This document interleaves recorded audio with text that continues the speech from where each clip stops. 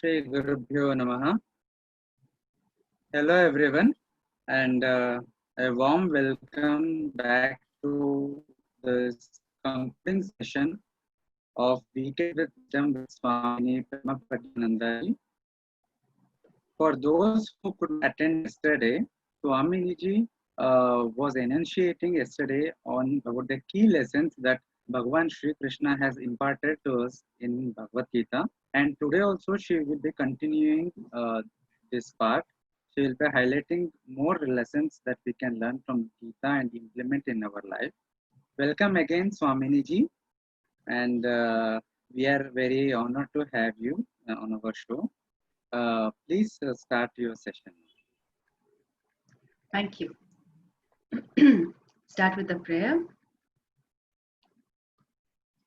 Om Sadashiva Samarambham Shankaracharya Madhyamam Asmadacharya Paryantam Vande Guru Paramparam Vasudeva Sutam Devam Kamsa Chanuramardanam Devaki Paramanandam Krishnam Vande Jagadgurum.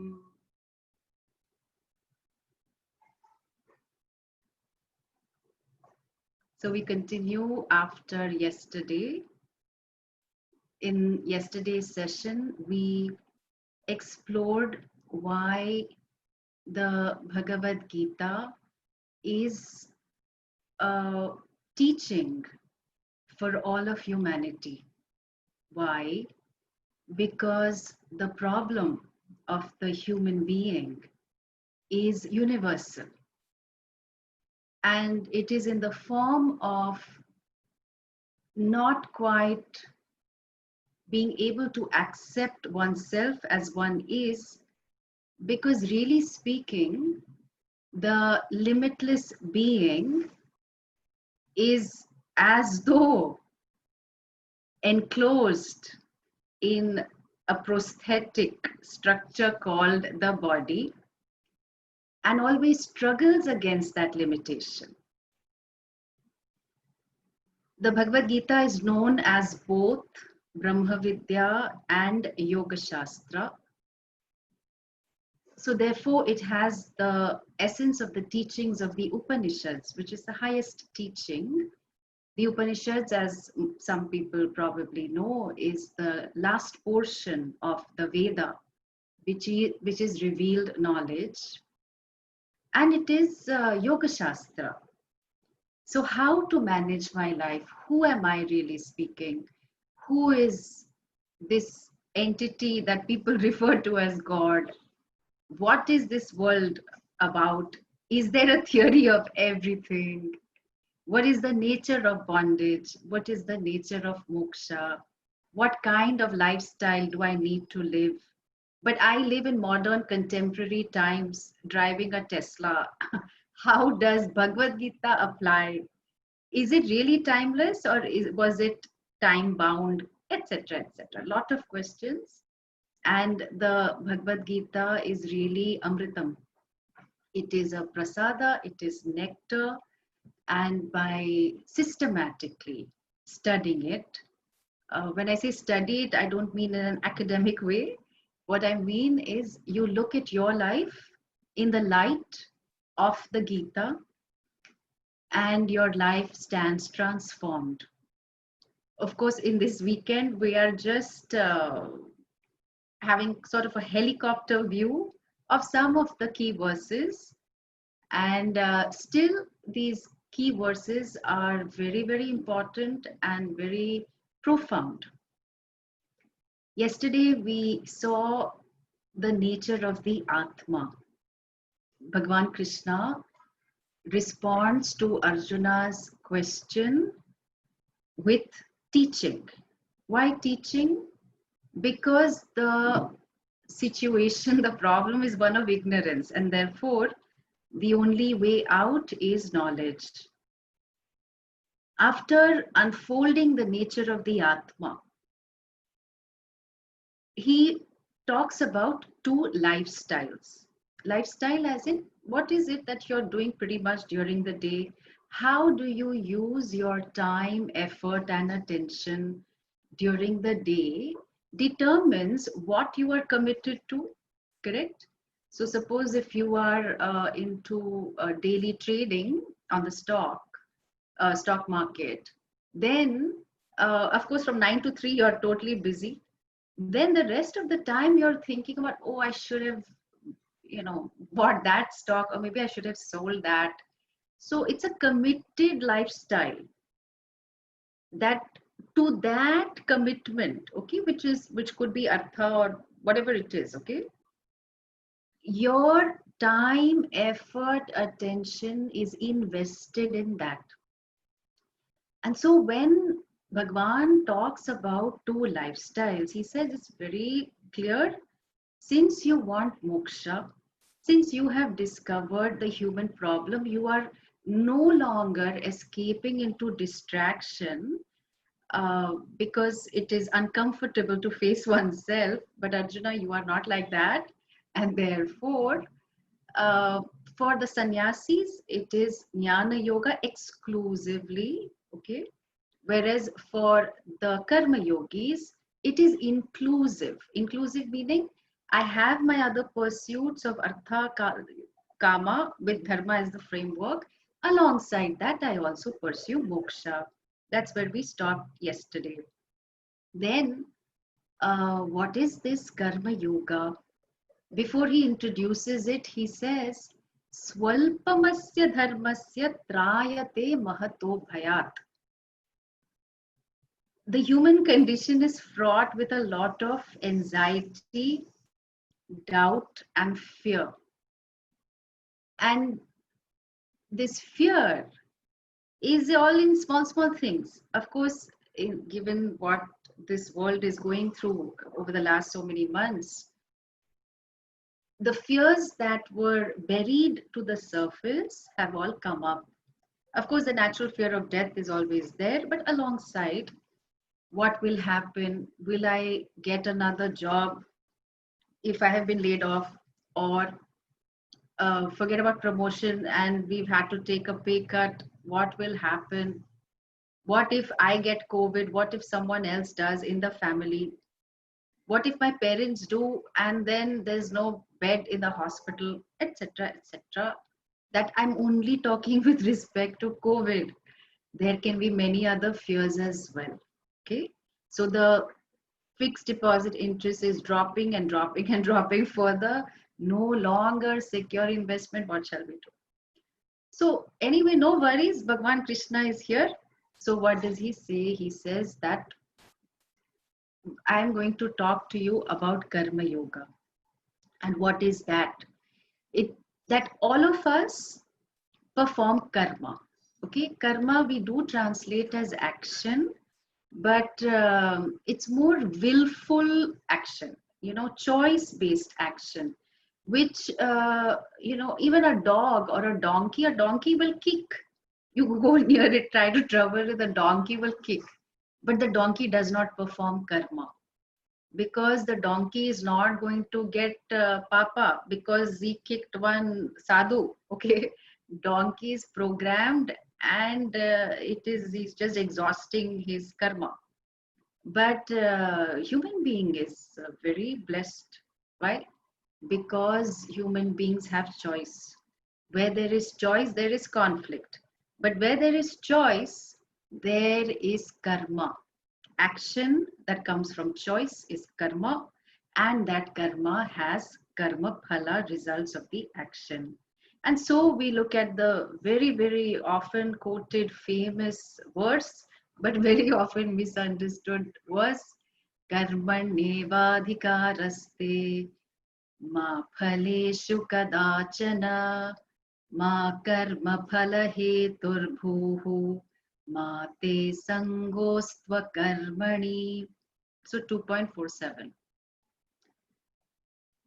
This verse is often translated as do not work without expecting results. Okay, it's a wrong translation. Why? Because let's just look at Bhagwan Krishna. He is teaching Arjuna. Does he at least have minimum expectation that Arjuna will understand? Of course. Otherwise, why would he teach? Adi Shankaracharya wrote all these commentaries. He didn't write it for himself. He didn't need to. You can say, oh, he wrote for his Shishyas. Why should he do that? Because he wants them to understand, because he sees the need in society. So when you look at the lives of our devatas or even our jnanis, wise people, no one does things without expecting. And it is right, you know, something is right with you if you expect. Okay. So this is what the verse is saying, that you have a choice, adhikaraha, only with respect to your karma. You have lot of freedom. You have lot of choices also. So karmani eva adhikaraha. Okay, that eva has to be underlined. Eva means alone with respect to karma, what you want to do in terms of your action. So many choices. Adhikaraha asti. Then there's another important part in the verse, which is, but never with respect to the results. You don't have a choice there. Why? Because the results are shaped by laws and you did not create the laws. So with respect to work, suppose you're working for a company or you are an entrepreneur, you had a fantastic business plan and you were all set to launch in April. Okay, your product, whatever your product. Of course, you know, executed it well, and then all your products were going to come and you were going to market it and so on. Karmani eva adhikaraha. Fantastic, you did a great job. But the result of your actions, you cannot control. Okay, the key word is you cannot control, but you can contribute. So you are always the contributor, never the controller. But then, of course, we know what happened in the world in this year, and therefore the results are not in your control. Of course, I want the results to be in my control. Why? Because I have raga and dvesha. I have these very strong likes and very strong dislikes. And therefore, when a result happens, it is not in keeping with what I wanted, right? So I react and I'm upset. And then I might call myself a failure. So this is all the drama of life, okay? But what I have to understand is that the laws are things that I understand. In fact, every discipline of knowledge, whether it's physics, chemistry, biology, psychology, are ways to understand the, you know, the mind of Ishvara. What is all this about? So let's say my son sends me money. I don't have a son. I'm just giving an example, okay? My son sends me money. Then, but I withdraw money from the ATM. So the ATM, did the ATM give me money? No. The son sent money, okay? But the ATM was shaped by some laws, and the laws actually made it possible for me to get the result. So now the result of every action, from where is it coming? Do I know anyone local who has made laws? Laws, okay, maybe laws of the house, laws of the company, rules that nobody reads. Even you make a new Gmail account, everyone just clicks blindly, I accept, I accept, I accept. I agree to terms and conditions. We have no idea what the terms and conditions are, and then we don't know where our data goes. But that's another story. So those rules are there. Those are all human-made rules. Even there might be algorithms also, the artificial intelligence for which humans are responsible. But the laws of this universe, in terms of if I throw something, it will fall to the ground at a particular speed. That law is not made by me. The way my body digests food, the way the air, vayu goes into my nostrils and into my lungs and always comes out, thankfully. So vayu does not say, you know what, this person has done so much pranayama. I really like this person's lungs. I'm going to be here only. Then that's it, over. Okay, Ram Nam Satya hai. But no, vayu comes out. It is so perfect, the laws. And so, what this verse is really telling us is telling us something very objectively, that we have tremendous choices. We can contribute to the result, but we can never control it. And therefore, don't run away from karma, because generally that's what happens to us. That, oh, I didn't get what I want now, it's okay, forget it, I'm not going to make any effort. The shloka warns us against this attitude. Further, what is being spoken of is a very important attitude that transforms your entire life, which is the definition of yoga. There are three definitions of karma yoga in Bhagavad Gita, and one is samatvam yoga uchyate, second chapter. Samatvam, equanimity, more or less sameness of mind. And this is very beautifully there in the culture. Whenever you go to a temple, okay, you could go to any temple. Let's say you go to Hanuman's temple, okay, there's one nice mala of vada. And then you might go to Tirupati Balaji, or you might go to Kedarnath. We are so blessed to have these temples all over, which remind us of the divinity of all forms. So you go. And the uniqueness about our temple is that you go there not to collectively pray with everyone, which also you do. You go there for darshanam. You go there for seeing Bhagavan clearly. And of course, in the Upanishads also, we hear these words in the Bhagavad Gita, Yaf pashyati sa pashyati, the one who sees really sees. Darshanam is so important to us. And while you have darshanam, especially during Aarti time, the Garbhagriha is a traditional temple, okay, not a commercialized temple. It is in complete darkness. But with that camphor and the way in which the Aarti is done, all of Bhagwan is lit up. And who lights up? You. With the light of awareness, you are able to see this entire Dakshinamurti, Ashtabrit. So, which is pretty much all forms, permutation, combination of 5 great elements. Beautiful. Then after Aarti, you are waiting for Prasada.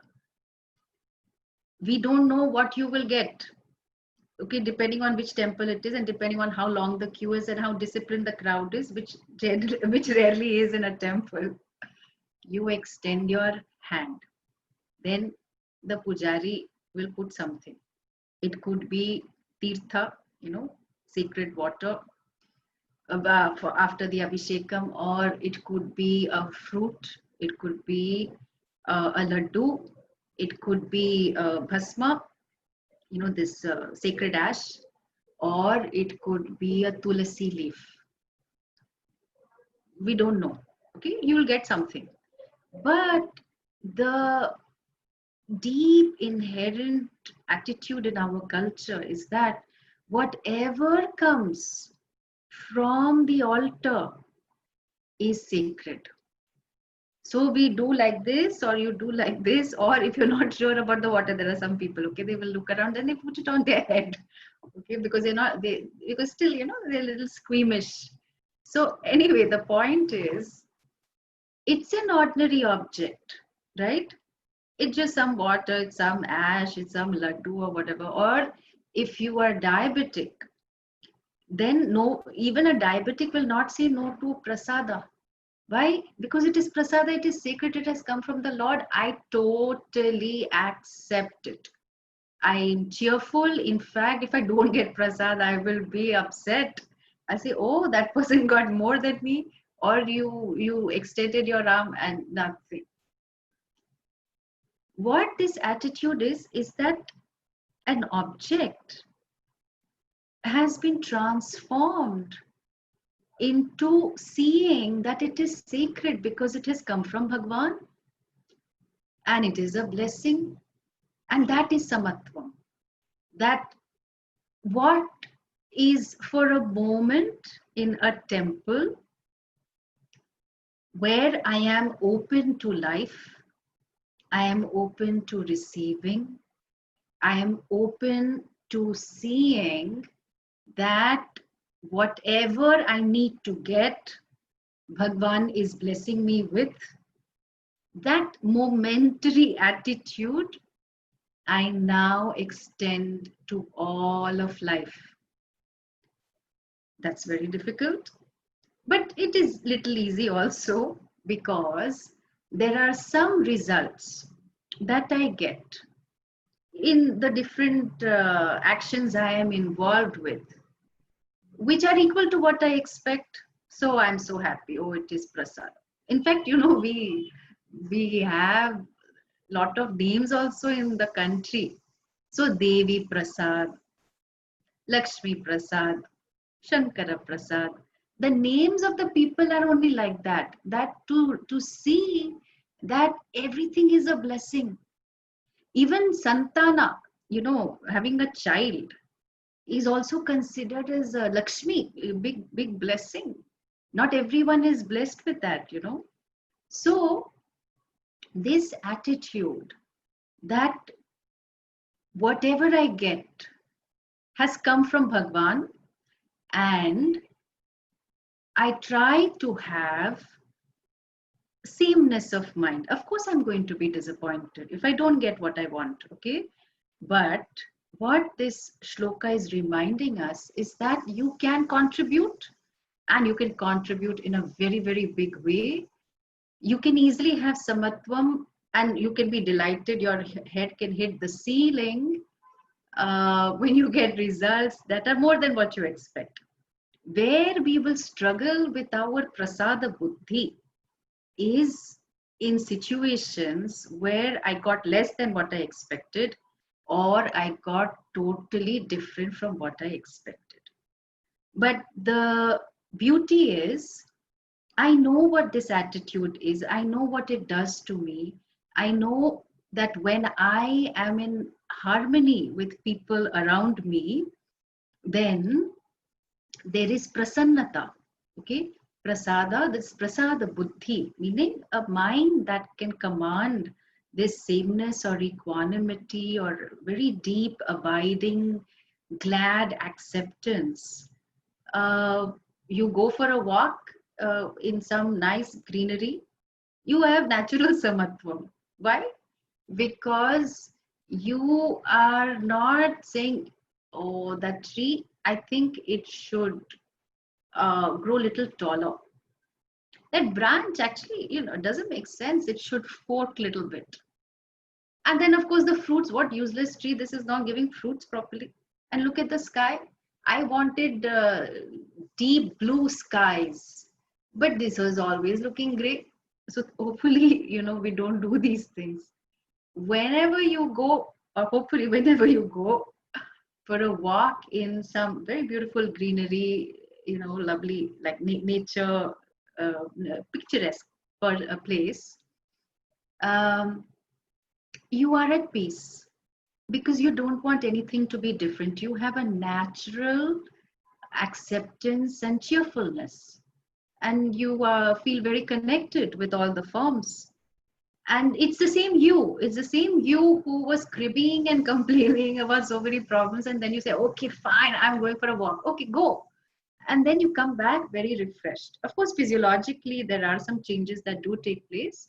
Alongside that, you come back cheerful. Why? Because you've experienced moments of being in harmony where you do not wish anything to be different, and you are also able to see that all this blessing, you didn't create it, but it is just so perfect.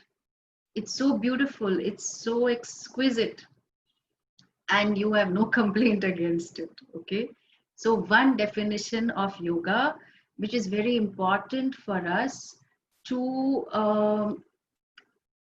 deal with our life. Second definition of yoga is yoga karmasu kaushalam. So with respect to karma, I have kaushalam. Kaushalam is a skill, a competence. This also is often wrongly translated as skill in action. By that standard, a terrorist also has kaushalam, okay? But this is not the kaushalam that Bhagwan Krishna is talking about. Kaushalam is a competence, okay? Definitely some skills are involved in my understanding of dharma and applying it in different situations. So very important, dharma is not a mandate of God. It's not like there are some 10 rules or 20 rules. You have to follow this, otherwise you're going to rot in hell. Dharma is the natural understanding in every human heart about norms and principles of this world. So I don't want to be hurt, the other doesn't want to be hurt. I don't want to be cheated, you don't want to be cheated. I don't want to be humiliated, nor do you. This understanding everyone is born with. People will say, no, no, it is social conditioning. No, that's not true. You see how much will a child learn, or how much would a child have learned when you see the child's behavior, it is, there is a deep understanding of dharma. So this 5-year-old child says, when I went to the person's house, I said, wow, you have so many books here. Very nice library. And the child says, but no one reads these books. Okay. The child is naturally honest. The parents are a bit embarrassed because of the child's honesty. But the child doesn't have to be taught, oh, you must be honest. Honesty is the best policy. Adults need to be told. Why? Because, very often we do not um, bring dharma into our lives because of our raga and dvesha. And the thing about dharma is all the universal laws and principles. So, justice, compassion, ahimsa. So there is a very beautiful shloka also in 10th chapter. Ahimsa, samata, tushtihi, tapodanam, yashaha, ayashaha also, okay? Bhavanti bhava bhutanam matta eva prithak vidhaha. What is so beautiful about this shloka is that all this, okay, ahimsa, the practice of non-violence or least injury, harmlessness, samata, equanimity, tushtihi, contentment, tapaha, religious discipline, dhanam, giving, yashaha, fame, ayashaha, ill fame, okay? All these different dispositions, where have they come from? Matta eva. It has come from me, Bhagwan says, okay? That this entire framework of dharma has come from me. Dharayate iti dharma, it upholds society and it moves civilizations forward. That's the only way, everything is sustained and moves forward. And that is the universal framework. So Kaushalam is understanding these principles, which anyway is there in our heart, but to see the joy that I get when these principles are operational in my life. Because really, when we ask people, oh, what makes you happy? They say, oh, I feel so loved. Okay, that means love is important for you. Love is a subset of dharma. Oh, what about your work? Oh, I'm so happy. I'm fighting for justice. Very good. Justice also part of dharma. Oh, I want financial independence. Very good. That is also subset of dharma. No, I want pleasure. That is also subset of dharma. But dharma can guide your karma. So, if dharma is the framework of one's life, then any karma that you do, you will do it keeping in mind what is the most appropriate thing to do, and that is yoga. Why is that yoga? Because you are focused on what a situation requires. It's a conflict situation, like always, and you bring certain principles to the fore in your behavior, in your actions, and that moves the situation forward in terms of growth and happiness for both people involved, and everyone is happy because dharma makes everyone happy universally. And so when I perform my karma, it then becomes an offering to Bhagavan. Why? Because it's not just about following some 20 rules. In fact, dharma is not a set of rules. It is just the beautiful dynamic understanding that dharma makes me happy and it makes everyone else also happy. And I try to perform actions which not necessarily going as per my raga dvesha. That is where we need competence. Just because you have learned coding, or you can sing, or you can dance, well, those are nice skills to have. Okay, here we're talking about your entire life. How you do the karma you do, that is what transforms karma into yoga. And if you say, oh, I'm very busy, I don't have any time, I would say you are the perfect candidate for Bhagavad Gita. Why? Because as busy as you are, you can bring in this attitude again and again. Because no longer dharma is just dharma. Dharma is a manifestation of Bhagavan. And every time you perform a dharmic action, you are in harmony with Ishvara. That's why you can sleep so peacefully at night. Okay. Then related to this Karma Yoga understanding, there is another misconception that we must not have desires. In fact, people have, built their anxiety by saying, no, no, no, desire is bad, but that's not true. Bhagwan himself, he says, dharma aviruddhaha kamaha ahamasmi. Bharata Rishabha, I think it's the 7th chapter. So what does he say? He's saying, I am that kama, where whenever kama is not opposed to dharma, in other words, when kama, desire, is in keeping with dharma, I am that kama. Okay, so Bhagwan has blessed everyone with 3 types of Shakti. And I love to give the example of an ant. Okay. So my favorite, one of my favorites. Okay. I love ants. Why? Because I find them so fascinating. This ant, you can say any ant actually. This ant wants a piece of sugar crystal. Okay. what does the ant do?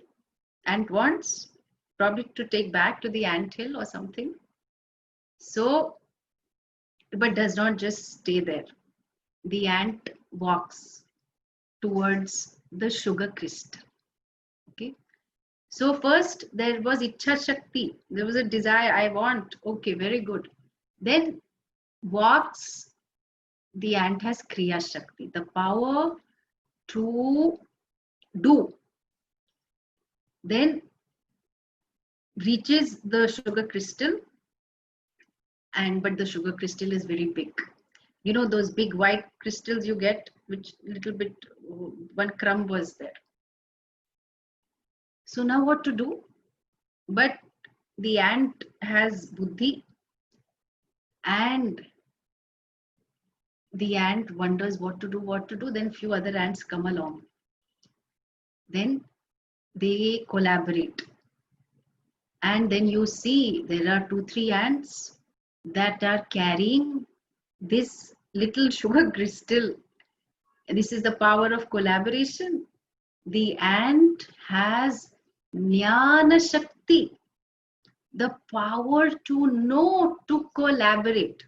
Our dear human beings cannot collaborate, but the ant, in his ant great wisdom, can have the Shakti, the power to know. And it's so beautiful. Okay, the ant can remind us that every moment of our lives we have Jnana Shakti, the power to know, we have Kriya Shakti, the power to do, and we have Ichha Shakti, the power to desire. So Ichha Shakti given to everyone is a blessing. And I would say, please have desires. Just check that they are in line with Dharma. Okay.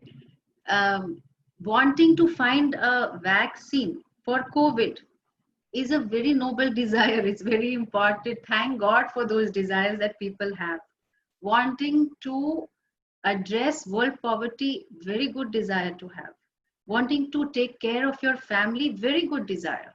Wanting to study Bhagavad Gita, again, very good desire. Okay, so never think that desires are bad. Just try to, align it with dharma. Also recognizing that dharma is very dynamic.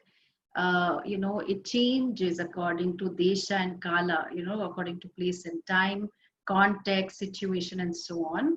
But it's universal and relative in application. So this whole disposition of karma yoga, how many times shall I do the mantra? You cannot ask me that question. How many times shall I have karma yoga buddhi? It is for life. And the one who wants to know the Atma learns to live a life in this way, because the person is wanting moksha, and through her attitude transforms one's own life. So then where is the scope for stress and anxiety? Because you are taken care of. All these misunderstandings arise because about karma yoga, desire, and so on, because of what Swami Chinmayananji would put it very nicely. He would say, if what you hear through the ears does not sink into your heart, it will leak through the mouth. Okay? If what you hear through the ears does not sink into your heart, it will leak through the mouth. And so the importance of studying from a sampradaya, very, because it's very rigorous, and there is depth and there is no scope for vagueness or doubt. That's very important. Otherwise, we will read something here, we will watch something there, and because we are bhogis, we are experiencers looking for some spiritual entertainment, then we just pick up a lot of confusion. I've had to counsel many people who have come to me because of the reading and the watching that they have done, because they think, no, but this one said this, but that one said this.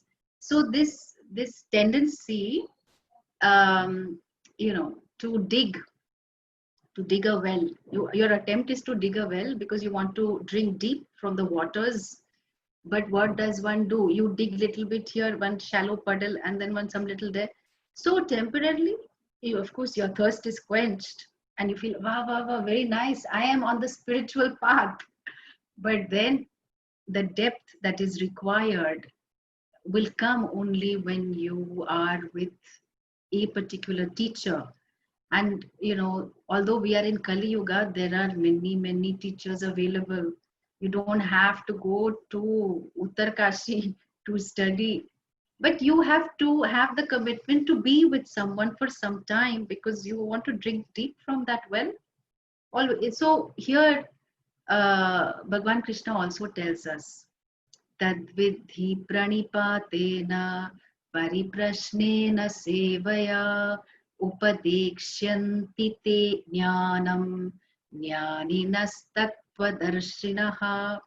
You want to know the self? Okay, then what shall you do? That vidhi pranipatena, with an attitude of surrender like Arjuna had to Bhagwan Krishna, what shall you do? You do some seva. Seva is an offering of your karma according to what the teacher needs. Okay. And also, most importantly, he says, pariprashnena. How do you do seva to a guru? By asking questions. Oh, but I thought we are not supposed to question. We are only supposed to believe. Please, okay? Our Sanatana Dharma is not about beliefs. It is about understanding. That's why just look at the literature. It's mind-boggling. What goes in the name of Shastra is huge. And why? Because if it was a set of beliefs, well, you just believe these 20 things and then your life is set. No, people ask questions, and we see in Bhagavad Gita also, it's such a beautiful dialogue. The student keeps asking until Bhagavan keeps clarifying until the student understands. So this lineage that we belong to, it is a very rich lineage and tradition of asking to understand. And so the ones who know Tattva Darshinaha, that is what they do, that they will respond if you have the attitude of surrender. Again, surrender, misunderstood word, but I'm not talking too much about it for now. I will just say that you need to have little working trust and don't go by blind belief. Try to understand what is being said, and related to that, if you have questions, feel very, very free to ask. But then one other doubt can come. Maybe I should take sannyasa, Like, okay, I get what you're saying about karma yoga, but this is very attractive. Very often I think I want to walk away from it all.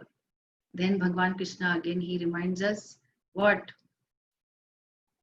Yat sankhya prapyate sthanam tat yogairapi gamyate ekam sankyam cha yogam cha yaf pashyati sa pashyati. 5th chapter. The moksha that is gained by the Sankhyas, the sannyasis, is also reached by the yogis, karma yogis. And the one who sees, pashyati, what pashyati? That ekam, this Sankhyam and Yogam, both these lifestyles, they will help you for moksha. So never think less of yourself because, oh, I cannot take sannyasa. I see these people in orange. Somehow I have been attracted to this orange color. But what to do? My life circumstances are such. No. You have been blessed. And it's an opportunity for us to bring karma yoga into our lives again and again, and to see that all that is here is sacred. Isha Upanishad, Isha Vasyam Sarvamidam. That all that is here is Ishvara. If you are born in this culture, then maybe you will be able to see the different forms that we have of worship, and we have no confusion. So one place I used to go for a walk, this walking park or jogging park, something it is called. And at the entrance, they have a very small temple of Ganapati. So what I would find so delightful is that everyone, morning whenever they come in, so they look, because most people would have not taken their bath, but still they will look in that direction, and then they will pray whatever they are praying for, health or wealth or whatever it is. They pray, then they start marching and walking or running, whatever it is. So this is so beautiful that you pray for grace, and you can say namaste to a person, and you can also say namaste astu Mahamai, so to Mahalakshmi, or namaste astu Bhagavan Vishveshvaraya Rudram, all the way. Why it is sacred? You say namaste to Ganga, you do worship to Ganga, you worship Aditya Devata, Savita, so on and so forth. So what a culture. Okay, what a culture where we recognize the divinity of all forms. I spent a few days in Varanasi, I think that was last year, and I heard one very beautiful Drupad rendering, and I will sing. I'm not a singer, okay, so you bear with me, but I have to share. It's so beautiful. And what he's saying is that, of course, Varanasi is, Shiva's place. So, Adi, Madhya, Anta, all that is here is Shiva. It could be, as Bhagavan Krishna says, Sarganam Adirantascha Madhyam Chaivaham Arjuna. That I was in the all that was here is really me. Okay, but so if you want to put the time construct on it, well, okay. So what is in the past and the present and the future, all the way, I pervade all laws, all principles, all forms. That is the vision, that all that is here is Ishvara. No, but there are human beings, my family, they are also pervaded by Ishvara. So I will just share this. Shiva Adya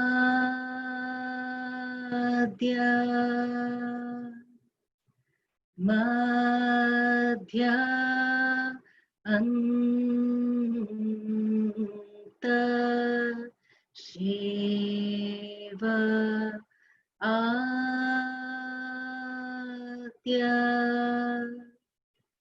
Madhya Anta. So Shiva or Vishnu, whatever name you want to give, is Adi, Madhya and Anta. Very beautiful. So how can I transform my vision, which is very subjective, which is vacillating from doubt to despair to anger to sadness to everything. And I don't relate to this God, then you have some authority issues. So we have to work on that, okay? The 10th chapter of the Gita, Vibhuti Yoga, it gives us a glimpse. And what towards the end he will say that yadyat vibhuti mat sattvam shrimad urjitam evacha. That because he mentions lot of things, okay, all the devatas, and some special vibhuti, some special glory he mentions. So amongst the mountains and the Himalayas, among all this sadhana, I am japa, like that, so many things are mentioned. And he closes that section by saying that wherever you see a special embodiment or a special quality, know that it is my glory. What do you mean? All the other things are not, sacred? No, no, they are. But our attention gets drawn to these specific things or people or qualities. So all the glory that exists, it is my vibhuti.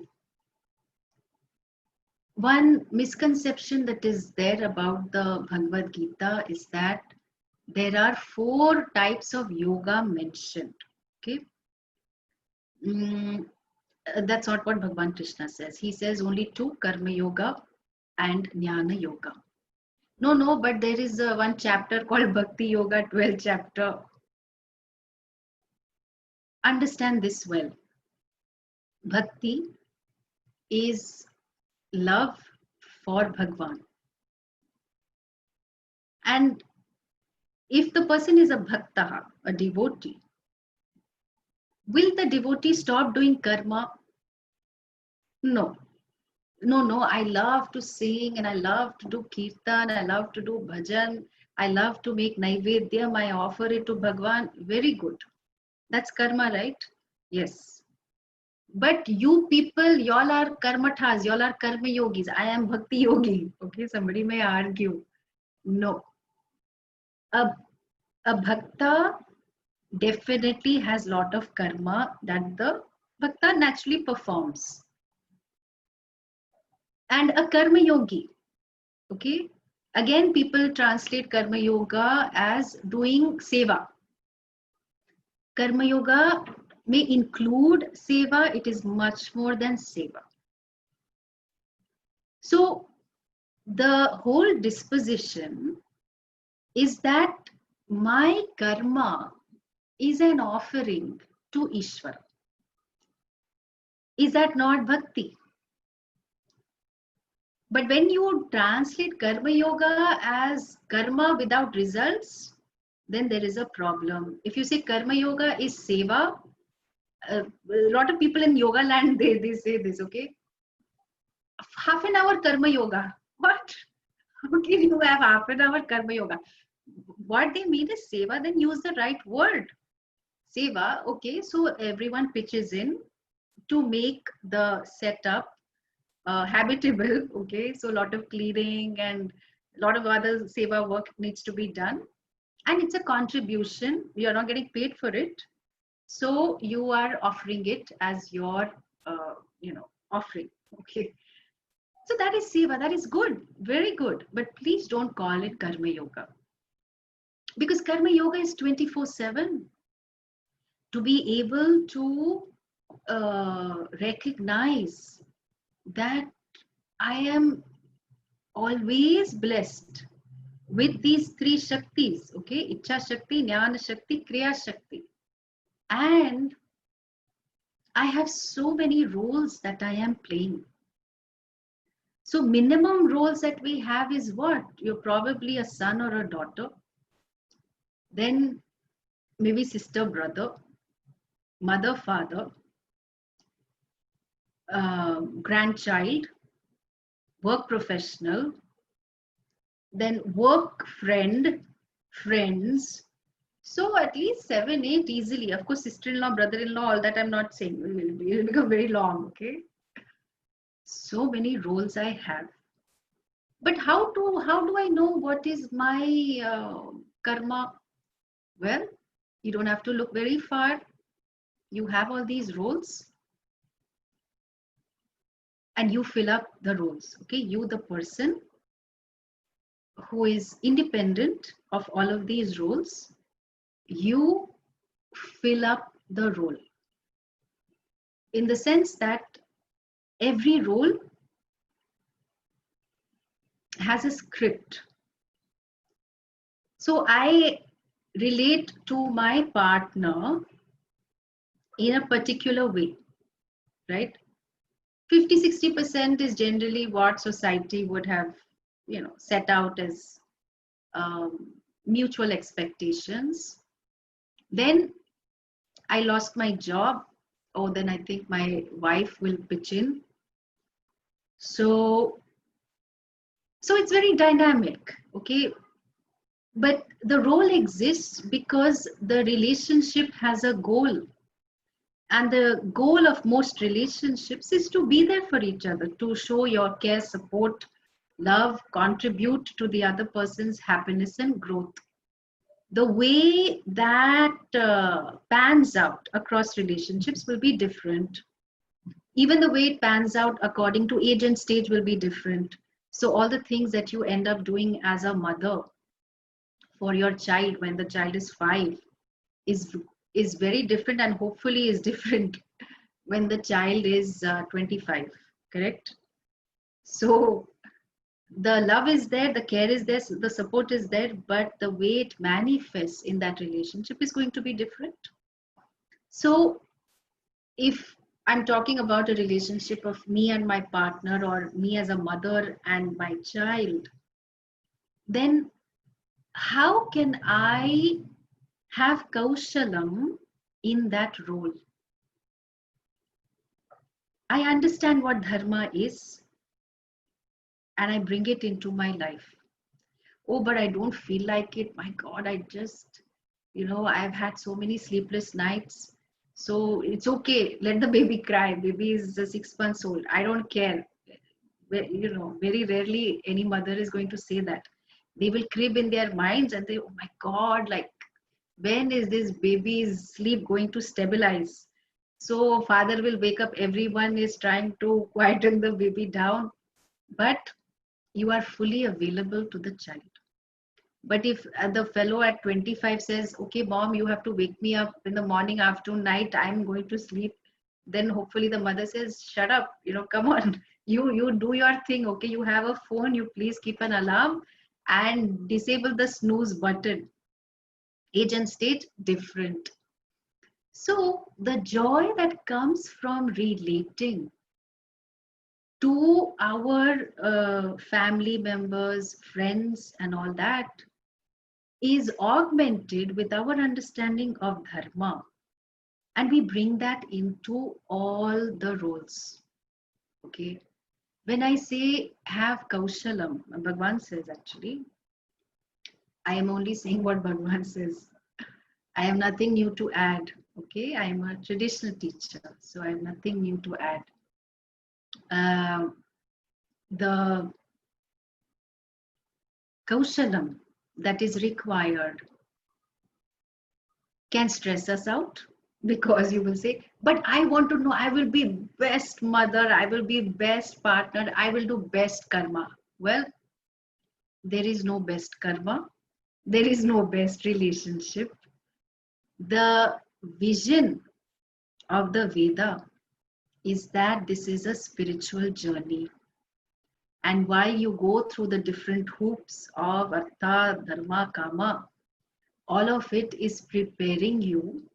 Karma Yoga disposition is preparing you so that you command relative peace, relative happiness, relative tushtihi, satisfaction, so that you are able to see the absolute that you are. And therefore, your connection with Bhagwan is also very important.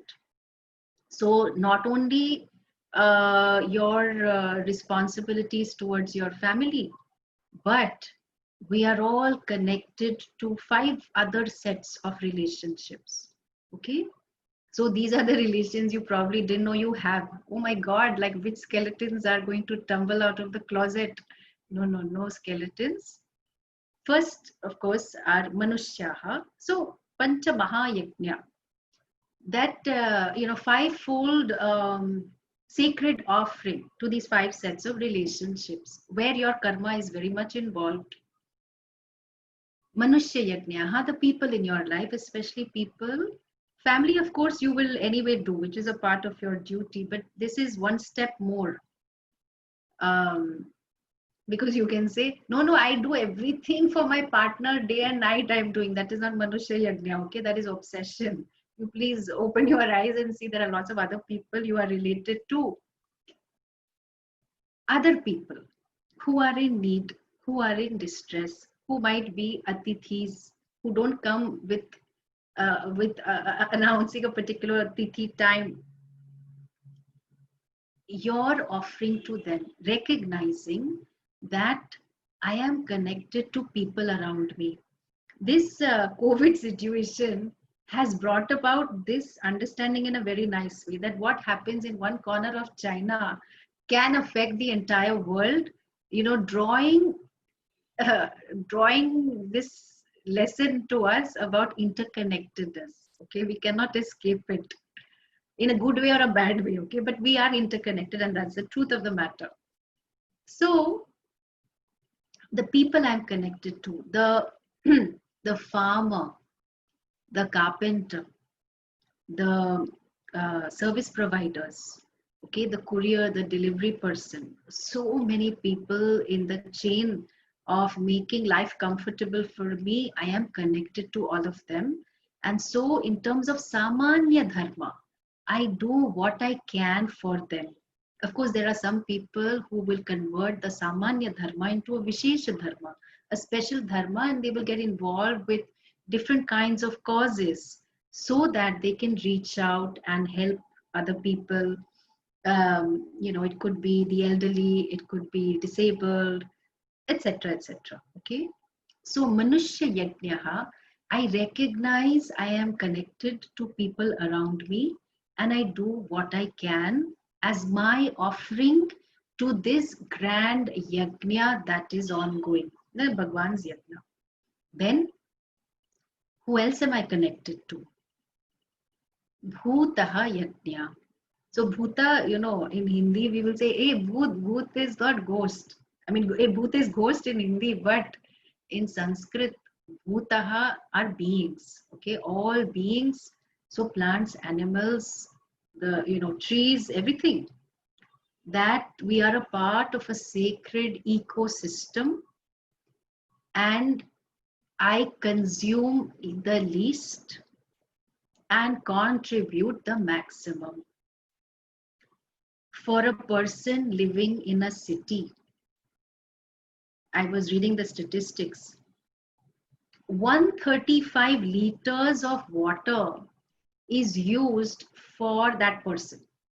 Okay, so from bathing to going to the toilet to washing, of course, the washing machine and dishwasher and whatever else is there, but still, uh, the kind of food that the person consumes, so the water required in the washing of utensils, and even in the packaging industry, all of it. Imagine 135 liters of water per person. Okay, so the Pancha Mahabhuta, all your space and water and air, fire, Prithvi. So all this, they are not, they appear inert, but there are devatas. Okay, now here, of course, Bhuta Yajna, we are recognizing that we have a responsibility towards the ecosystem. We are already a part of the ecosystem, but we think we can lord over, which will, of course, is lead to our doom. So I do what I can. Of course, there are some people who will go overboard and only love dogs and pat human beings. Okay, so it's good. We need animal activists, but no partiality. Okay, a dog requires protection as much as a cow does. So Bhuta Yajna, that I do what I can because I am sensitive. I cannot live in this culture and not be sensitive because I'm connected to all of them. Third, Pitri Yajna, my relationship with my ancestors, starting with my parents, of course, but my Pitras, my the ancestors, at least 3 generations, 7 generations, and we have this very beautiful ritual Shraddha ceremony. Very important to be done. Why? Because it is karma to be done for the punya of that person.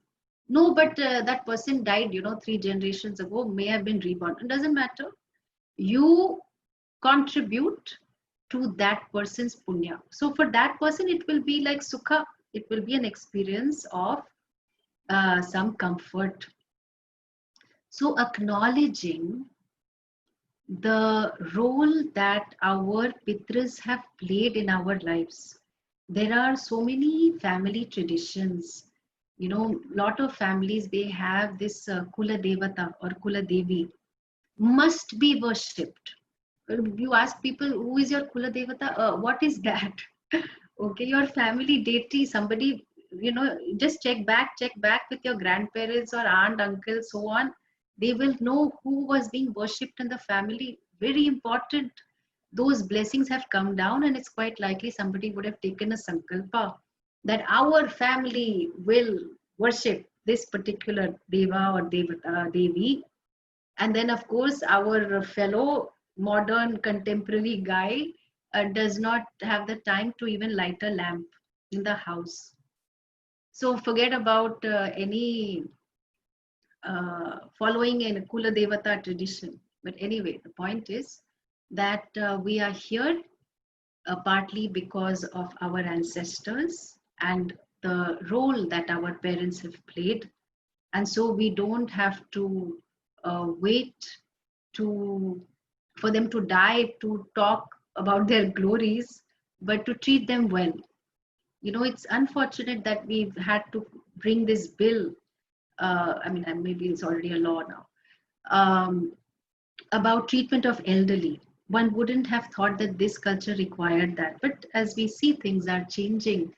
So much respect given to the elderly, also because the elderly or our parents, grandparents, they demanded that kind of respect, or they commanded that kind of respect because of their achara, their behavior. Very more, a lot of them were very, very dharmika. But in any case, we owe them. It is a rinam. Okay. Um, Somehow, you know, this word debt, debt, debt, is not a great translation for rinam, but you know, it's sort of okay. But we owe all these sets, and therefore karma is to be done. So we have looked at Manushya Yajna, Bhuta Yajna, Pitra Yajna, then Rishi Yajna.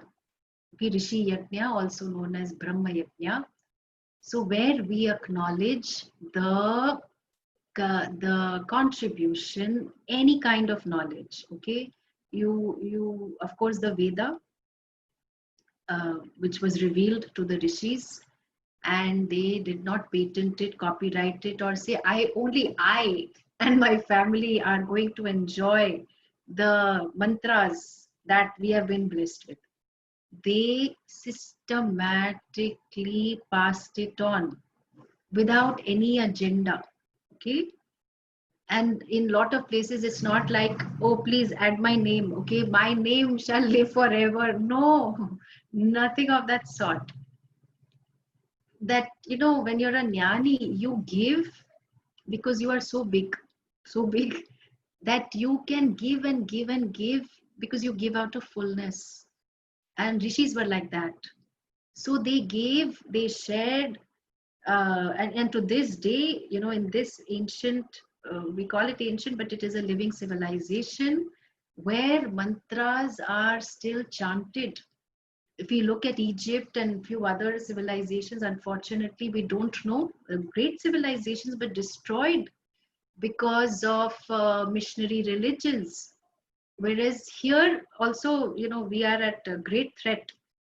And so when it comes to Rishi Yajna, we have a very deep responsibility in the form of our karma to keep this going. Why? Because we are recipients of it. We are recipients of this knowledge. And I'm not only talking about the Veda. So Veda, chanting, then Arthashastra, then Gandharva Veda, Vyakaranam, grammar, then Jyotisham, astrology, so much is there. The Vedas are there, Vedangas are there, Upavedas are there, Puranas are there, Itihasa is there, and then Prakarana Granthas, so many things are there, all talking about the sacredness and the divinity of all forms. At the same time, specialized bodies of knowledge which are so deep and so sophisticated that a lot of it has been lost because people did not do Rishi Yajna. Rishi Yajna doesn't mean that, oh, on Guru Purnima, I will do one arti to Bhagwan Veda Vyasa and feel very happy. That is very passive Rishi Yajna. Okay, it's a nice thing. We all do it and we enjoy it, and it's a very beautiful ritual. But you have to actualize your responsibility into your actions, because if so much we have received from the rishis, then what is my contribution? What am I doing? And yatha shakti, we are not saying you quit your job and do rishi yajna, but yatha shakti, yatha mati, whatever you can do, you please do. So rishi yajna to be done, some effort to perpetuate knowledge. But that doesn't mean that, oh, I read 10 books, then I will become a guru. No, you have no right to be a guru unless your guru thinks you have the right to speak. Okay, so I'm telling you about the framework of the tradition. Then, of course, Devata Yajna, the fifth set of beings that we are all related to. They keep on doing their duty. Okay, they're not saying, Vayu Devata does not say, oh my God, I am fed up of moving, enough is enough, I want to rest. No, Vayu Devata ensures Vayu is moving all the time. And Agni Devata, okay, because our Vedic culture, so Agni Devata, best courier service. So you offer anything to Agni, as a part of the ritual, Homa, Yajna, then Agni will take it to the respective Devata. Each and every process and phenomenon that we experience, there are Devatas, deities responsible. So it's a little bit like having heads of departments, but one being. So just like we have the heart and the liver and the kidney, each of them having different functions, but each of it is a part of one being, different devatas, but all one Bhagavan, and each of them performing different functions. So every moment we are being blessed by the devatas. In terms of Vayu Devata, ensuring that we keep breathing. Okay, it's so beautifully designed, it's all involuntary, right? Otherwise people will say, oh, I'm so busy, I don't have time to breathe. Well, thankfully this is not exactly a karma. Okay, it will happen because of blessing.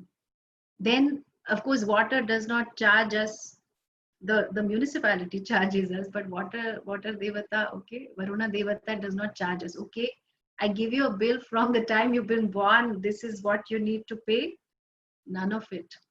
So parasparam bhavayantaha, that we propitiate the devatas and then they take care of us. We are sustained because of their blessings. Oh, but I don't pray. But still you are blessed. So it's not like you did Surya Namaskar today being Sunday. I am doing Surya Namaskar, the sun is going to shine a little brightly for you. Nothing, all impartial. They continue to bless us irrespective of what we do. And so the Gita also says that if you are enjoying something without acknowledging or claiming credit, then you are a stena, you are a thief. Okay. So minimum acknowledge and optimally do your karma. So then towards the end of the Gita, very profound verse, which is a great guide for us in terms of how to live our life. Yatah pravrittir bhutanam yena sarvamidam tatam swakarmana tamabhyarcha siddhim vindati manavaha. So 18th chapter, Yataha pravritti bhutanam, all these beings, the one from whom this creation, this pravritti has come about. And did I run away after creating? So somebody asks you, please do babysitting. I cannot handle this jagat. No, no, no. Yena sarvamidam tatam. This entire jagat, all beings, all of it is pervaded by me. So the one for whom this uh, manifestation is recognized to be pervaded by Bhagavan, what shall the person do?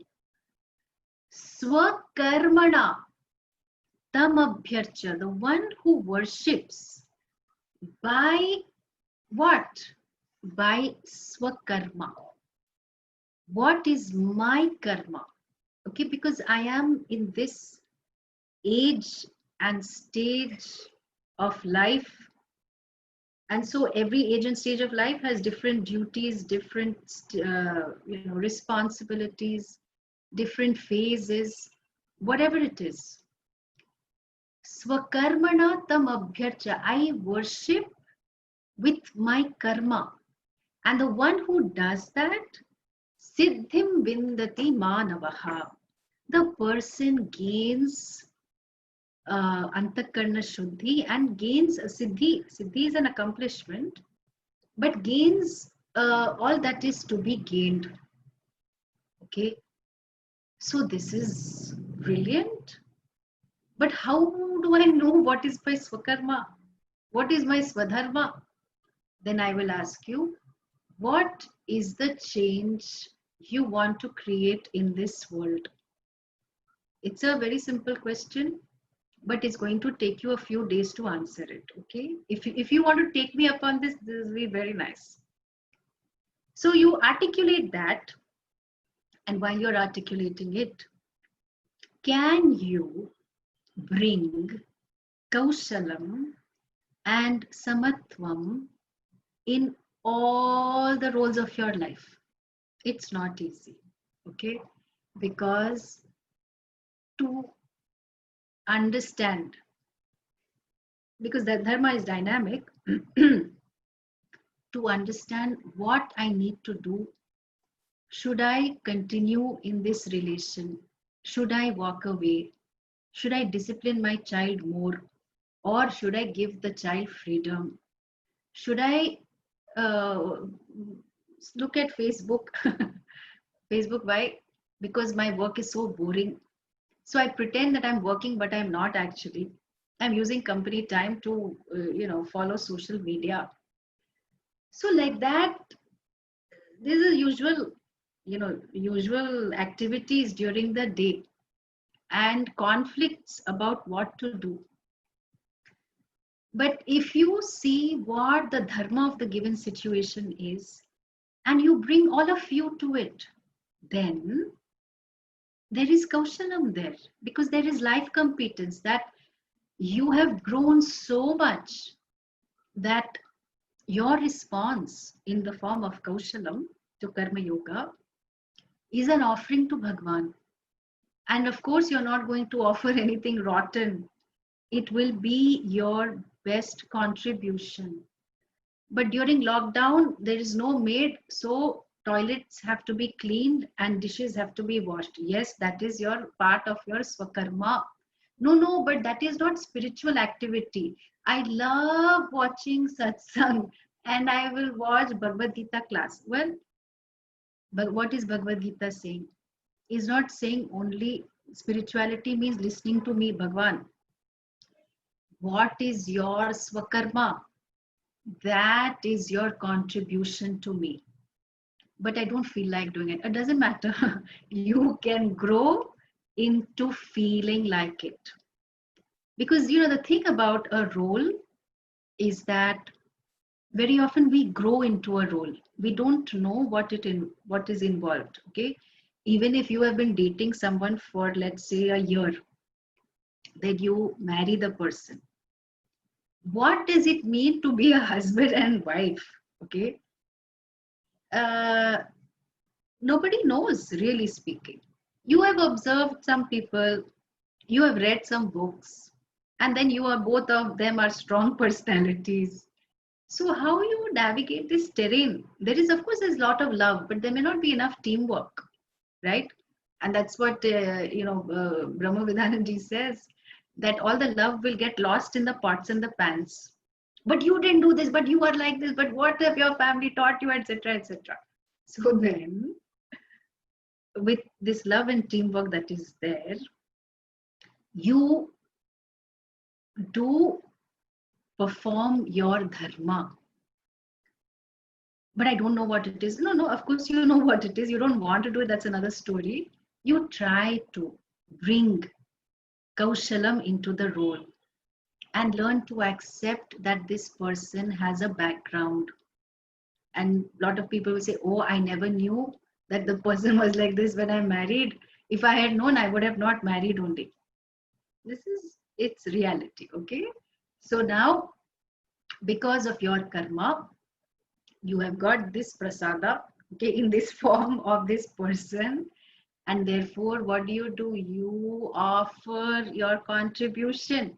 But that person doesn't do anything. Why should I always contribute? Because there is karma to be done. It is a part of your Swadharma. Oh, so Bhagavad Gita will teach me how I will teach Swadharma to people. No, it always starts with you.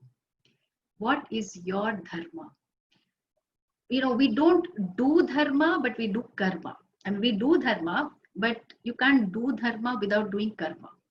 So when you see your entire life and the different roles to be played, also in the context of your relation with Bhuta, Manushyaha, Devata, Pitra, Rishi, all of them, then you are very accomplished person, because you are contributing and you are also seeing the laws and principles that make things as they are. And all the laws and principles are pervaded by Bhagavan. And then he further says, which is the last verse of the teaching, Sarva Dharman Parityajya Mamekam Sharanam Vraja Aham Tva Sarva Papebhyaha Moksha Ishyami Ma Shuchaha. So Ma Shuchaha, do not grieve.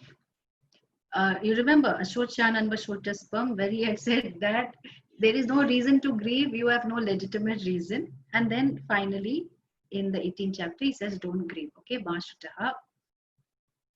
Why? What is the last teaching? Jate jate kya keh ja rahe hain? Okay, Sarva Dharman Parityajya, that you give up all your karma. What? My God, Bhagavan Krishna is so contradictory. First, he is saying you live a life of dharma and karma and all. Sarva Dharman Parityajya, yes. What does that mean? It means that you see that you were never the karta. In other words, in your recognition of the Atma as a karta, as a bhokta, you are free. Mamekam sharanam vraja, and you surrender to me alone. Ahantva sarva papebhyaha, I will liberate you from all papa. And that moksha ishyami. So I will liberate you in the sense that it is not Bhagwan is giving moksha packets. Okay, you are liberated, you are not, and so on. What is being said is, I have taught you all these chapters. I mean, of course, he didn't use those many words, but I have taught you. You had asked for Shreyas. You had asked me for what is your dharma. I have shared that teaching, and that teaching has been coming down to us, Vivaswan onwards. So you are not the karta and you are not the bhokta. So let me give you a glimpse of this, okay? A lot of us are caught up with our many roles because we experience a lot of conflict. So we have so much identification with the role that we do what is called emotional lumping. So, oh, my life is going to be devastated. Why? Why? No, because my son said, "Who are you to ask me questions?" Okay, so your son is a teenager, no? He will express his anger. It's okay. No, no, no. My life is gone. So much I did for this person, but look at him. So ungrateful, and he just treats the house like a hostel and so on. Okay. How is your relationship with your husband? Ah, that is good. I'm so happy to have a supportive husband. How about your in-laws? Ah, in-laws also nice. It's all good. And then your work? Yeah, I'm quite lucky to have a job like the job that I have. It's very nice. It's very fulfilling. Then how can you say your life is going to be devastated? It's only with respect to one, no? One role that you're feeling like this, but the identification is so much because the fulfillment as a bhokta experiencer is also so deep. So I could continue to relate to all these relations, but I have to be able to see that I am independent of karma. I, as the Atma, no punya, no papa can touch me. So here, glimpse I'm giving, okay? Let's say your mother is on your right, okay? So you say Amma, something, something you say, and then your son is on your left. And in this family gathering, you are talking to different people, a lot of people have been invited, and you are not confused at all. Why? Because to every person you relate accordingly. So you say Amma something or Mama, whatever. And then you talk to your son, okay, can you get this? The guests need this. Okay.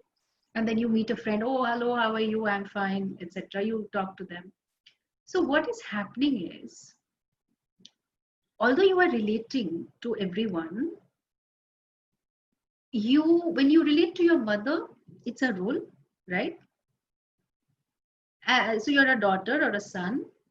Then when you relate to your son, you have dropped the fact that you are a son or a daughter. Yeah. So, but how did this happen? It happens almost instantaneously. It happens very effortlessly. You don't need some great Vedanta for this. Okay, but it's a very deeply insightful moment that I am picking up and dropping different roles at different points in time, which means that I am much more than the role.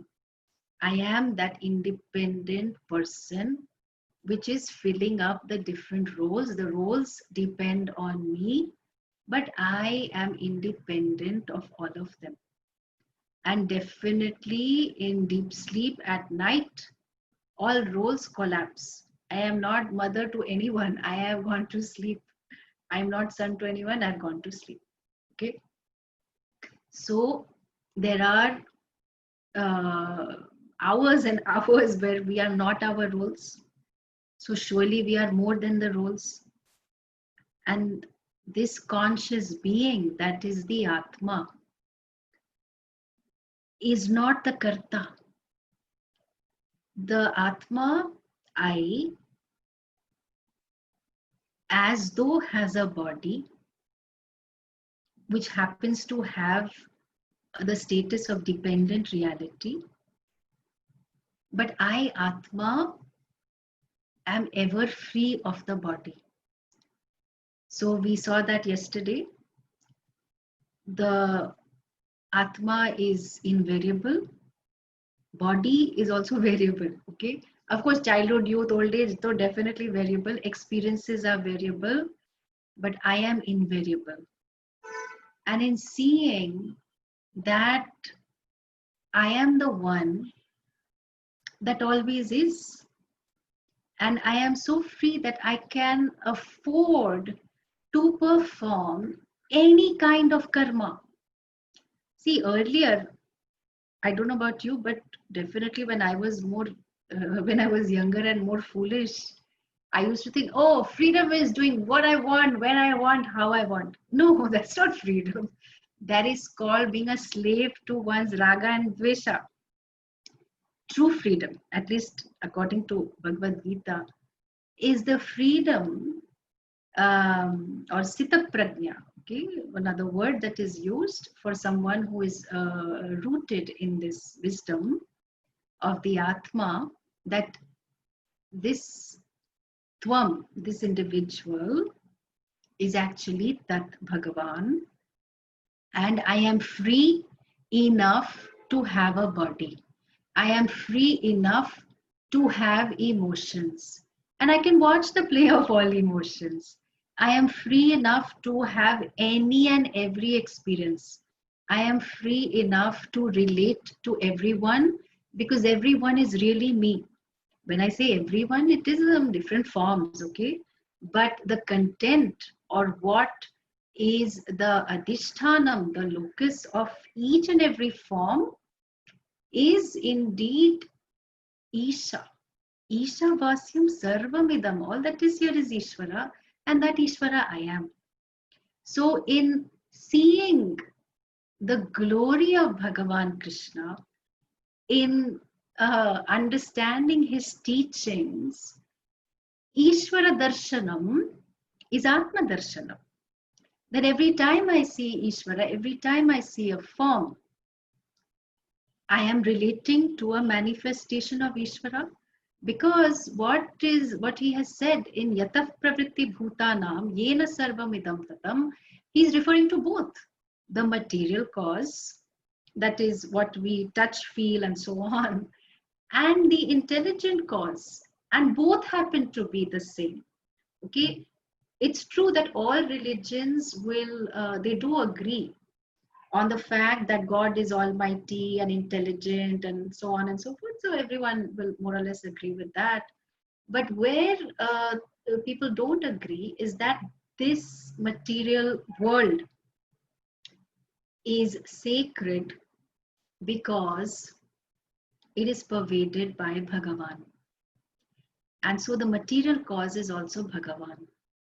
Intelligent cause is Bhagavan. So it's unitary cause, okay, single unitary cause of both.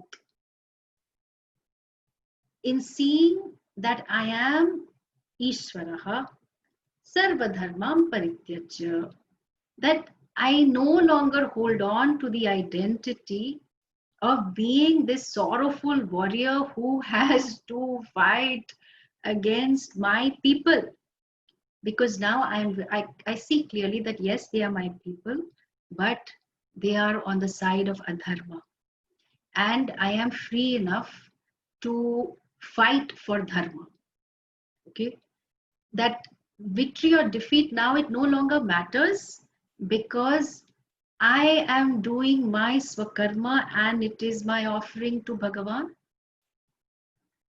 If we live with this kind of a disposition, if this society, if Sanatana Dharma is revived in a big way, then we're unstoppable. This is the glory of the Bhagavad Gita, and we've just sort of scratched the surface.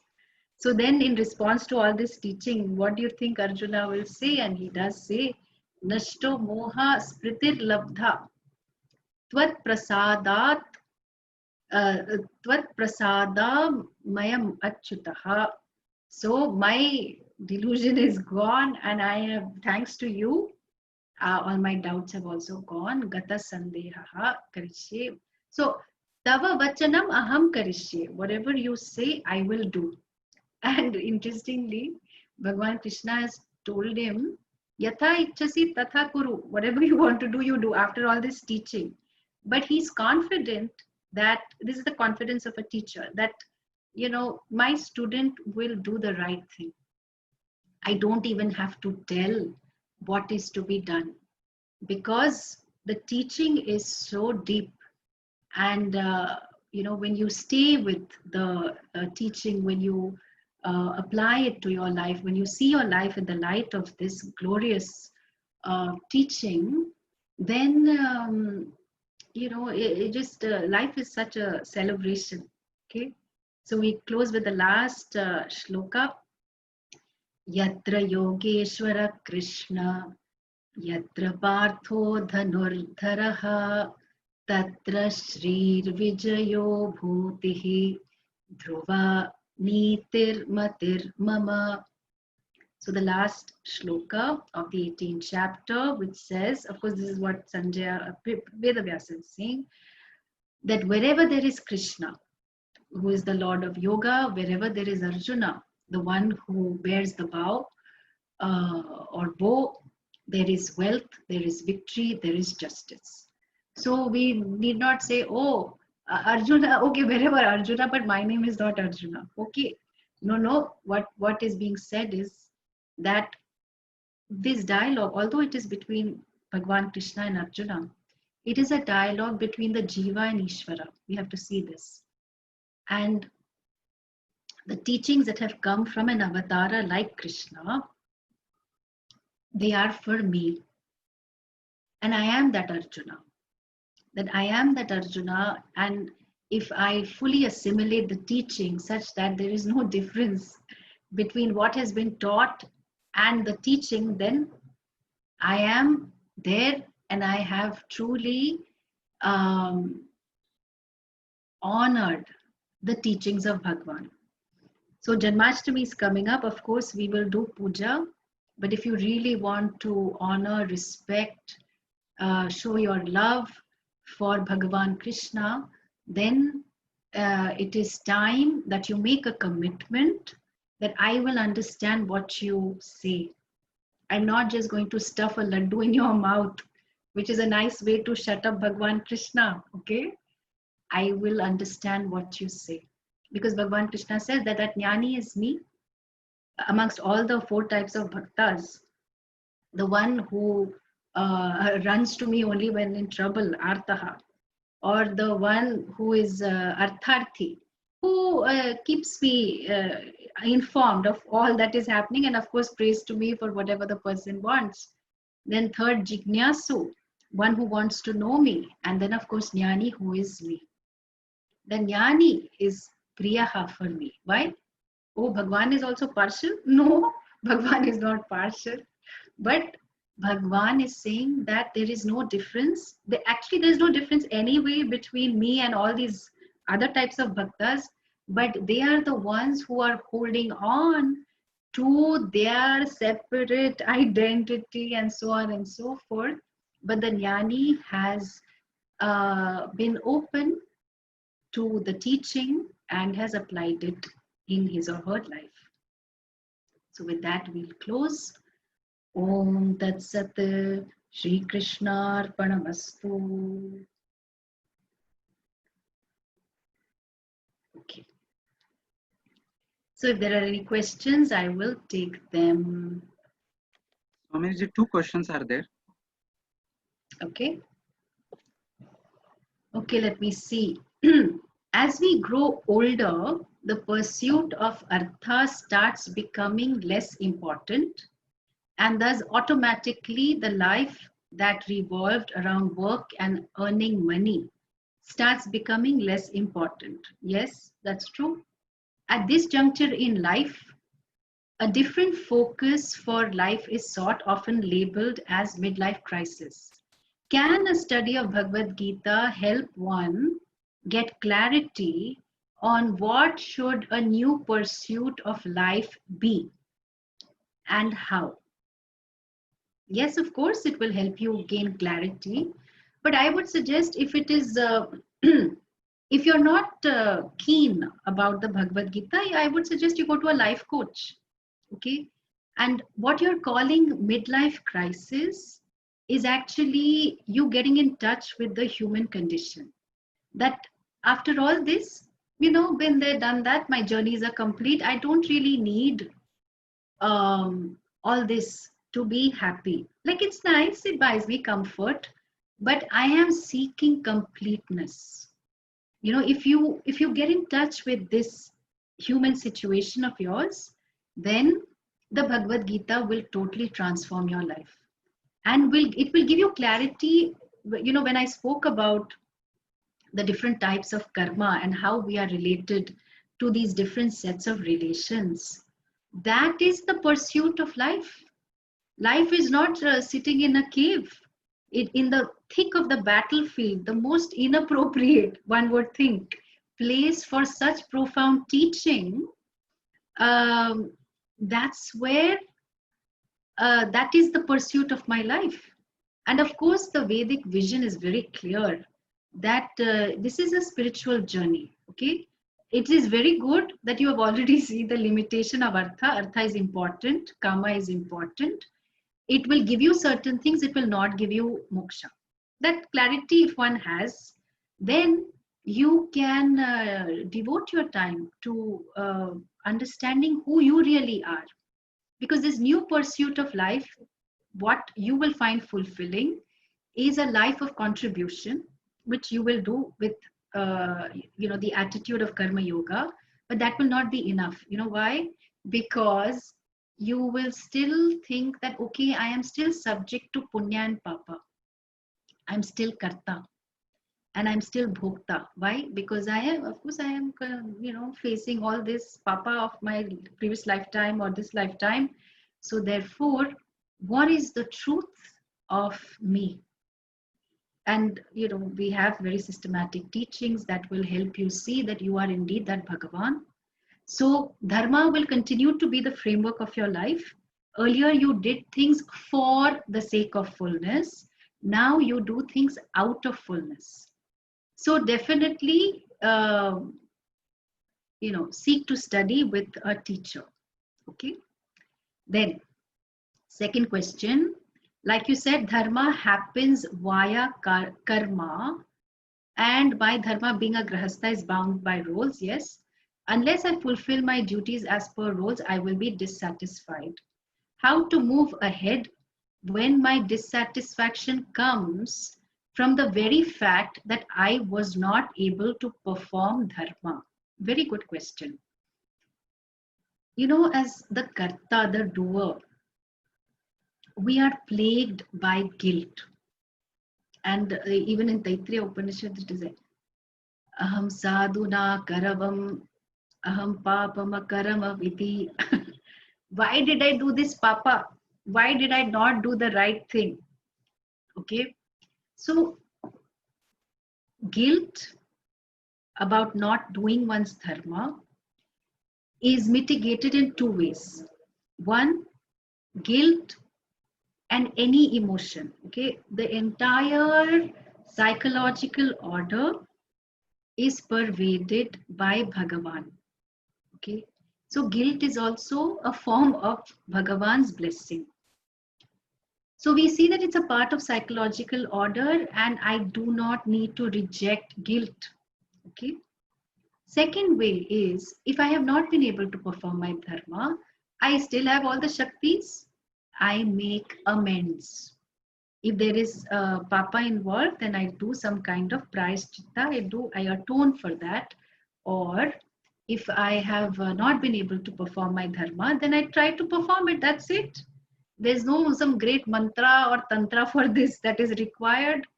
So just the plodding of my daily schedule and performing the dharma in that situation. If I'm not sure, then I need to ask that person, what can I do to make you comfortable? This is, of course, provided the person is not a manipulative person. Maybe the person is hurt because I was not able to do certain things, or I didn't have what was required at that time. And so you apologize, okay? But your commitment to the happiness and growth of that person, maybe your wife or maybe your children, is very important. And that commitment will make you do a lot of things for their sake. That is a part of dharma. So don't beat yourself up too much. Okay, we tend to do this, but 6th chapter Bhagavad Gita says also, Uddhared atmanatmanam, natmanam avasadayet. That may you look at yourself as a friend, not as an enemy. So, we tend to be very critical of ourselves. We tend to, look down on some of the things we have done, not done, and then it creates problems. Okay, but you have to see that you are pervaded by Bhagwan, Your understanding of dharma is pervaded by Bhagwan. All the processes, your physiological, psychological, physical, everything, all of you, you are Devalaya. Okay, Deho Devalaya Proktaha. And who is the deity? The deity is in your heart. So you are a manifestation of Bhagwan from the relative standpoint, I'm saying. And therefore, do what you can. But don't keep on reacting to a reaction. Okay, you couldn't do something. Okay, no problem. Next time, make the effort. But if you react to a reaction, then it is endless. The emotional buildup is endless. Oh, I should not have got angry. It is not good to get angry. But Bhagwan said, he's taught us things. I will bring it into my life.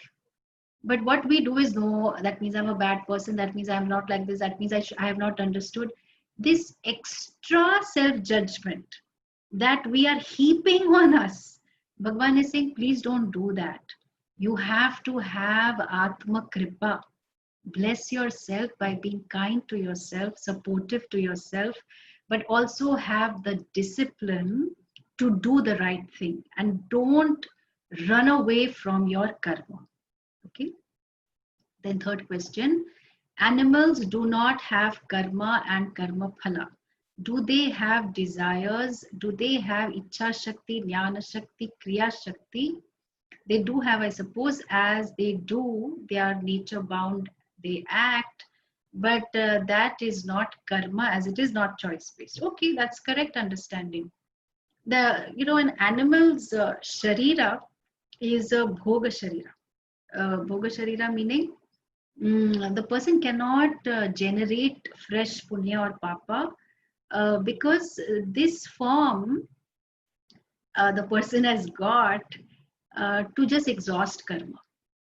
So they are programmed, okay, they are programmed in the kind of food that they will go towards and a lot of their behavior.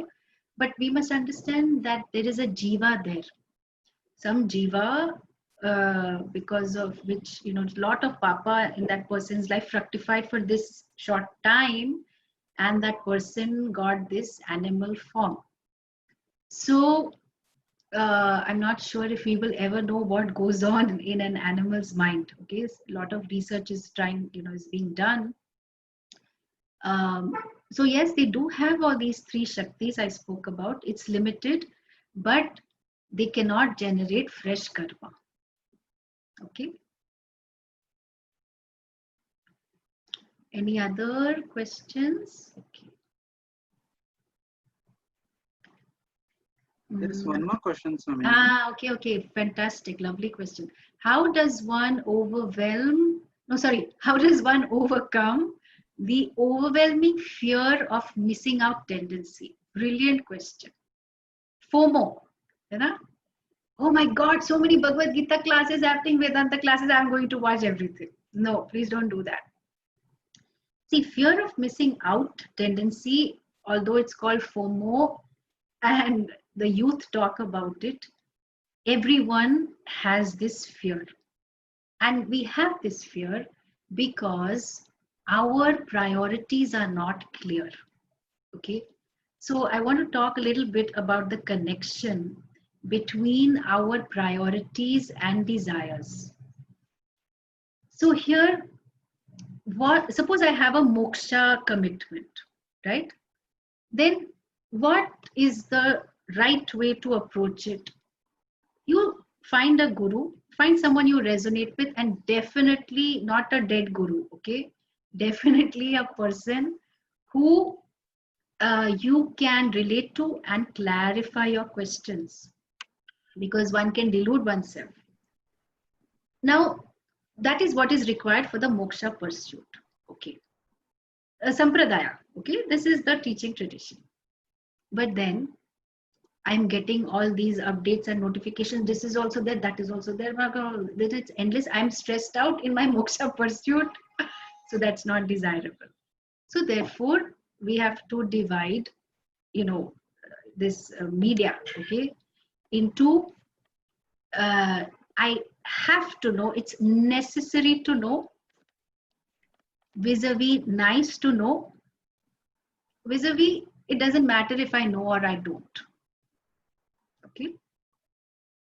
So then when I put things into that category, then it's okay that I am anyway pursuing moksha. I am studying the Shastra, I'm seeing it in my life and so on. Yes, it's tempting to do this, but if I only do this, then I'm not available to my family or friends or work. Because even at work, secretly, I am watching Advaita Academy videos. Okay. So, there is a time and place for everything. So here, I may have 10,000 desires, but all of that can be distilled to one priority. And that's what I need to distill. Because this fear of missing out is because, the whole world is a playground. There is so much available for everything. So, how does one discipline oneself? And, the smartphone has made a lot of us really dumb because we expect to be taken care of. But here is where we exert our kaushalam, our agency, and see what is my priority. What priority meaning the need behind the need. There are so many ways to exercise. You can do yoga, you can do Zumba, you can, dance, and you can do weight training.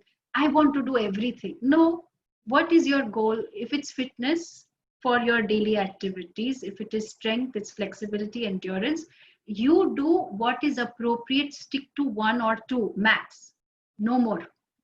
Okay. And see, because the beauty is, and this is something we have to get used to, once you have taken a decision, once you have said yes to something, you have said no to everything else, correct? And therefore this fear of missing out will be there. But you say that, what, I have taken this decision, I will live with the consequences of this decision, and if required I could change it, but I want to focus on a priority based life where all desires, if they are distilled into these 5, 7 areas, in the physical health area, emotional dimensions, social, spiritual, intellectual, financial, professional, look at my life priorities in each of these areas, then I start functioning according to dharma and priority. It's no more, oh, I feel like doing this. Okay, there also I will run. Here also I will run. Then all that running around helplessly will stop. Okay. Any more? I think we have finished. Just one more. Okay, that's got it. Okay, well, yeah. I'll just read it out. At what point do we know when this knowledge has been assimilated and known? How do we achieve this rather than have fleeting experiences in the mind, rather than actual truth realization? I didn't understand the last line. What does that? Say that again. I mean, how do we achieve, how do you distinguish between fleeting experiences in the mind as against actual truth realization?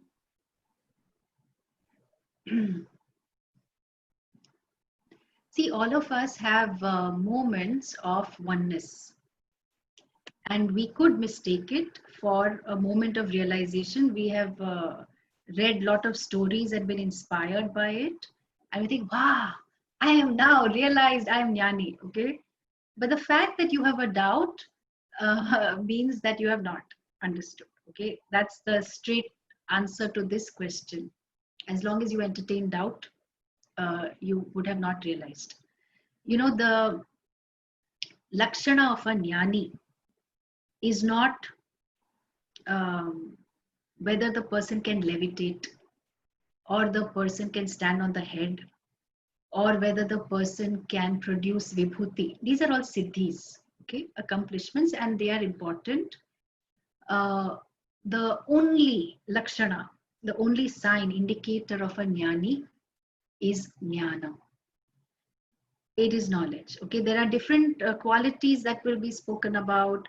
So adveshta, the person doesn't have dvesha, and then the person sarva karma parityagi, so gives up all karma. All that, they're all the indications from different standpoints. The only lakshana is jnanam.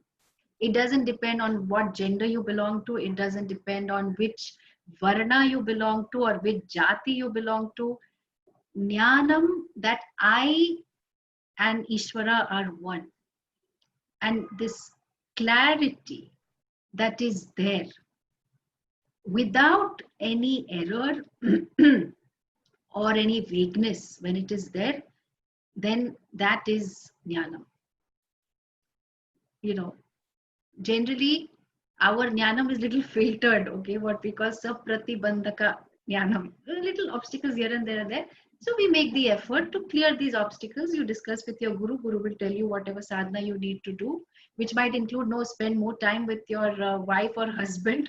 You are trying to run away from your swakarma, swadharma. Okay. So do we need to realize that I am a human being? Do you have to meditate upon it, or you have to learn about it? No.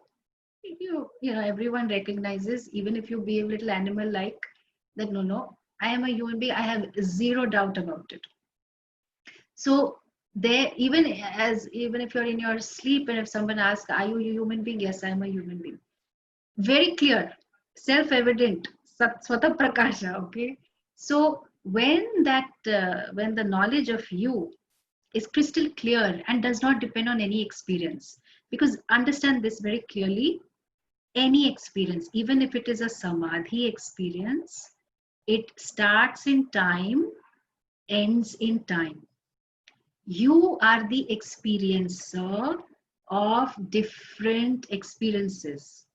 Experience by itself is jadam, inert. So sukha experience came. Then when sukha experience is going, it is not conscious of you. You are the one conscious of sukha experience. So sukha experience is not saying, okay, bye-bye, it was nice being with you. Now dukkha experience is like, okay, hello, I have come. No, you give validity to your experience. You give reality to the experience.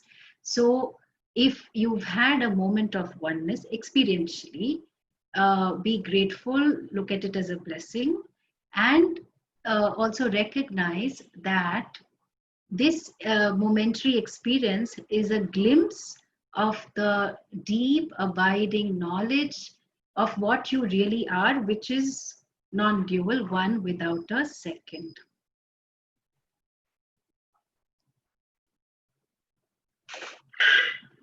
I think that is it, Swaminiji. There are no more questions. Okay.